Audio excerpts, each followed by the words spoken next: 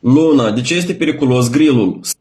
Mr. Sigma, carnea de pe grill nu e doar aromă. E reacție chimică, uneori mortală. Când grăsimea cade pe flacără, produce fum. Și în fumul ăla se nasc hidrocarburi aromatice policiclice. Hazmat, direct în carne, direct în corp. Temperaturile ridicate transformă proteinele în compuși heterociclici aromatici. HCA, substanțe testate, dovedite cancerigene în studii pe animale. Și acum vin în farfuria ta. Crocante, aurii, apetisante. Grillul pare sănătos pentru că nu prăjești în ulei, dar nu înseamnă că e sigur.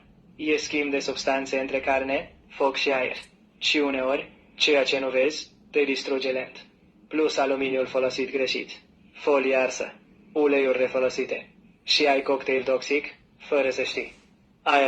Dacă vrei să începi o schimbare reală în 2026 și să faci bani în social media, accesează programul meu Reset Sigma. Ai link în profil.